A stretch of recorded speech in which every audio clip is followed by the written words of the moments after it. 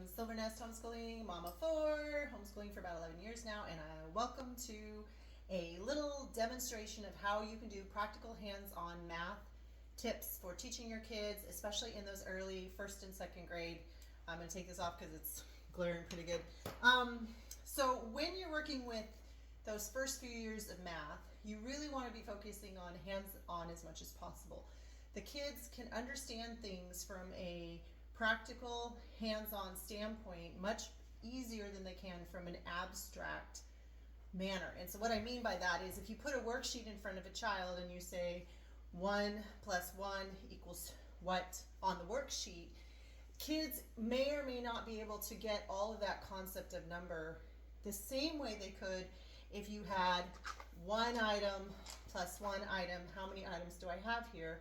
They have two. In the tangible, practical, they actually can do more math than they can on the paper. And so what we ended up doing with my fourth and final child, who is very hands-on, very moving, very active child, is we tended to push learning the information via a game or a hands-on activity over the actual worksheet. Then when she understood the concept, we would then add in the math lesson. And it was easier for us to do that because we were using Math-U-See, which is a dive in. It's not spiral. Spirals when math concepts come back and come back and come back and come back, and you learn a little bit of addition and a little bit of subtraction and a little bit of fractions and all of that all at the same time. But with Math-U-See, we just learn addition, all kinds of addition, and even some taste of algebra in that addition. So it's not necessarily like it's not missing anything, but it's going to spend an entire year in decimals, an entire year in fractions, an entire year on subtraction. So because of that, in the first kindergarten, first grade years, second grade years, they're working on just a year of addition or just a year of subtraction and then just a year of multiplication. And then it goes into division, and then you do fractions, and then you do decimals. So I'm going to give you some tips on how to cover all of those basics except for maybe decimals, because that's usually not looked at too much in first and second grade, at least in my experience. If it is for you, then just think through how you would do your addition or your subtraction the same way with some of these things. So I'm going to show you two versions of most of this stuff so that you can say, hey, I've got that at home, I don't need to buy anything, or here's the fancy version. So for example, if you're talking about addition and subtraction, what you want to do with those first kids, you can look at the lesson in advance and see what it is they're going to learn, how they're going to add it, how they're going to do it. And in our case, we had Math-U-See came with blocks that we actually would add up so they could visually add everything together. Now, you don't have to own anything fancy. In this case, I just grabbed some Story Cube dice that I already owned, and I could use these to add and subtract. Sometimes it's easier for them if it's all just Cheerios or M&Ms, and then they get the reward at the end. But if you can spend that day or 2 days getting the concept down so you understand that they understand it in a hands-on practical way. So for example, I might put out 2 and 1 and ask them to count by touching them. How many dice do I have? 1, 2, 3. I have 3 dice. Okay, what about if I did like this? I have 2 and 2.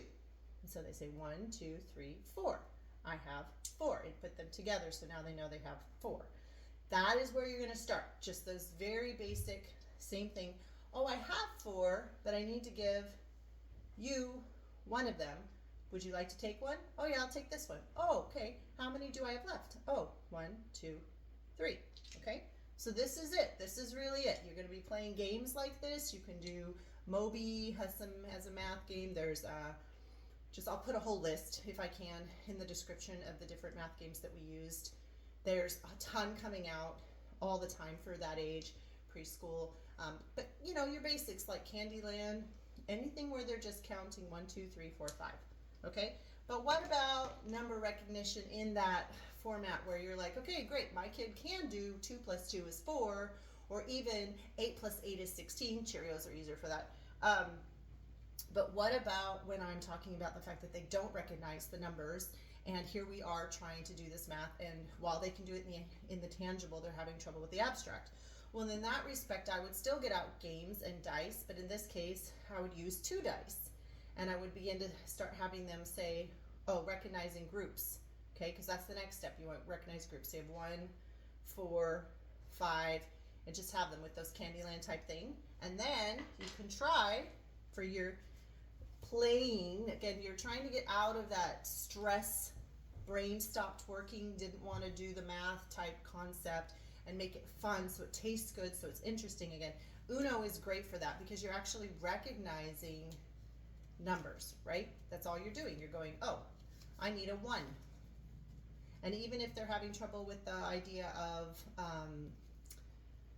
1, 2, 3, 4, they can at least say, I'm looking for the same shape that looks like this. The other thing you can do with these is hand them the deck and have them create a number line. What's a number line? 1, 2, 3, 4, 5, 6, 7. Can you make a number line out of this? Can you divide? Can you make me a number line of all the blue cards? Can you make me a number line of all the yellow cards? Can you make me a number line of all the green cards? And that way they get a chance to pick up, touch, and remember what it is that they're trying to create and help them see those numbers, okay? So what we did for her is we would practice the game that went with the concept until she understood it, and then we would introduce the paper math. Another option you have is something like this. I've showed this in a couple other videos, but this is just a pop-it. You may have a bunch of pop-its around your house. In this case, we rolled dice, put them in, and they had to add them, and then they popped down the amount of numbers on the dice, in this case 4, on their side, and the goal was to win, right? They wanted to pop out, so they're trying to roll bigger numbers. And then we use these blue in the center to count for 10 count, and these word will count as 1. And so that way you're practicing that direction. You go the other direction too, and be like, okay, 5 minus 3, the big number is eating the little number, and what's left? Oh, there's 2. Okay, we're gonna pop out 2, or we're going to add 2 if you want to go the opposite direction and go up, okay? So think through what you already have in your house, materials you have in your house. Maybe pick up one game that sounds interesting to them that they can practice the concept with. All right, what about when we get to bigger numbers? There's a ton of games for when you get to big numbers, and I can go over that when you're doing like 22 plus 11 or 33 plus 64. We do have some games that cover that as well, but for this is what I'm looking at for like first, second grade, just those simpler numbers. Once that part's down, you're good. So anything that you want that has a bunch of pieces that you can just take out and have them practice adding, subtracting, all of those things.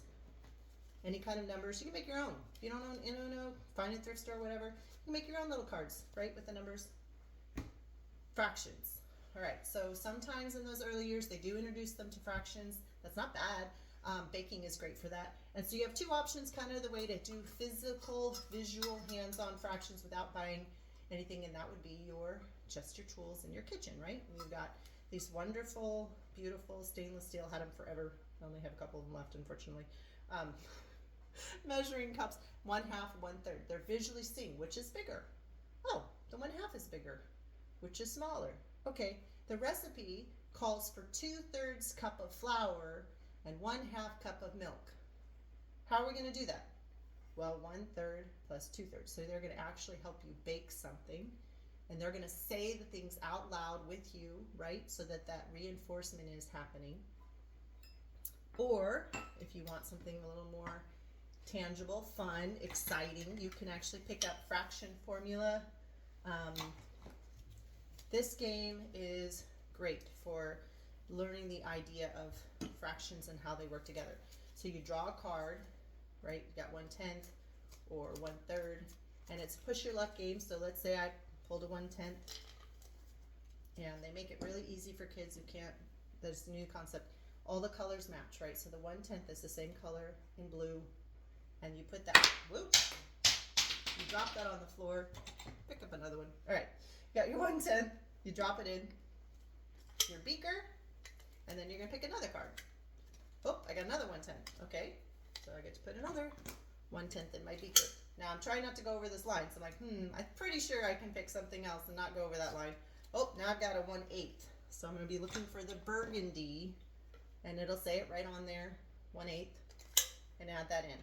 right? But then you're going to start getting some biggers, like 1/2, or you might even get a 1/5, and oh no, I've gone over, and then I've lost, right? And so I always try to lose when I'm playing with my kids so that they can see the visual. But then I can also have them practice by saying, okay, what is 1/2 plus 1/2? I'm going to have 1 whole, right? These are parts of a whole.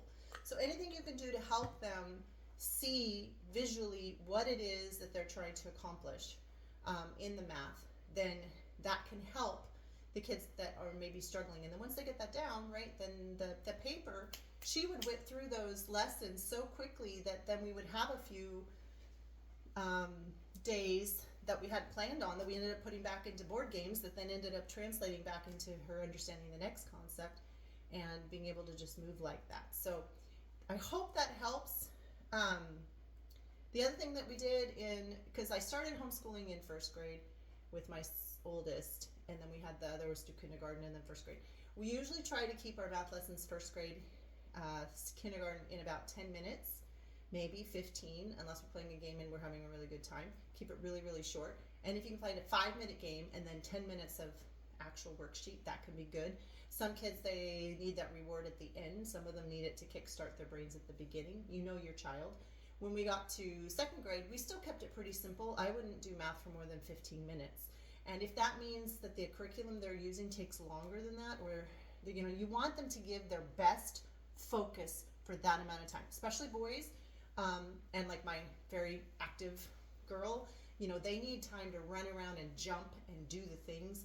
And then I say, you need to give me 10 focus minutes, 15 focus minutes, that kind of thing, so that they can know that we're all in, and now we're going to go run.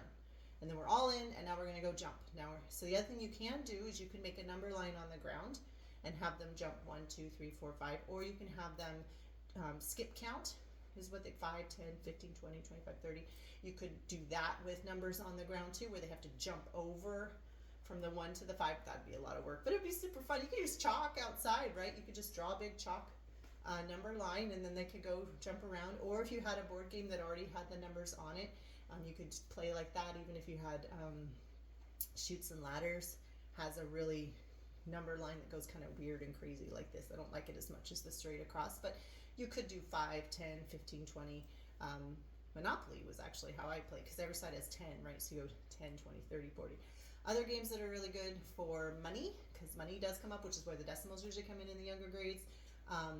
There's a game called Money Bags. We've also used Big Money. The Money Bags is nice because it has actual coins and dollars in it that you're using change to make different things, and so you actually will see and count and hold the money. But you know what? You can actually just use real money. Hey, I got a pile of coins. I need to figure out how much money I have. If you count this with me, I'll give you 1/2 or 1/3 of the coin. And you can start with pennies, right? Start with pennies, give them 10 pennies, help them count the 10 pennies, and then they get to keep 5. Or they don't get to keep any. It's, this is their money that they're going to work with, however you want to play it. But the idea is that they get comfortable with the real item, they see the value, and they learn how to count it. And it doesn't have to be so abstract. And then you can even set up a play store, right? I mean, if that's something that's fun for you and fun for them, you can go around and take things they already own and put little tags on them. We've done this before, and giving them play money, and then they go and they buy their items, figure out how much money they have, do they have enough to get what they want, that kind of thing. And you want to make it even more fun, you could give them like reward dollars for math, and they complete this page, they get a reward dollar, and then maybe they buy actual items that you provide for them, gum, sticker, something that just makes it fun for them. Or we have done this in the past too, where they actually had to earn their TV time, any screen time that they had, so they can earn that, and then they're counting and they're doing it in the natural, right? Cooking is in the natural, this is in the natural. And so the goal is to get that, tangible, practical math, and then find a way to connect it to the more abstract on paper.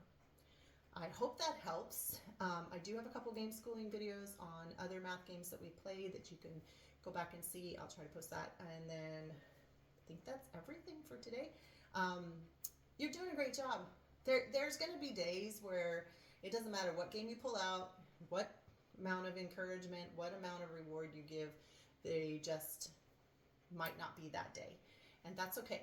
We can do hard things on those days, or we can take a break if we need to, but stay consistent. If they know that this is what they have to do every day, then they end up stop fighting after a while, right? If you set the standard and the standard is reasonable, and you're just like, nope, we're not even gonna have a discussion. We're not gonna talk about if we like it or we don't like it. We're just gonna do it. We're just gonna do it. And then after a while, they'll let go of that whole like pushback arguing and let it just be.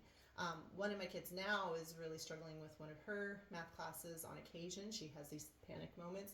And actually what we've learned is that if my other daughter who's already taken the class steps in, they both learn a lot more. And so there's nothing wrong with if you have a sibling that can come in and explain a concept as well, or bringing in your spouse for one day to make it different and fun.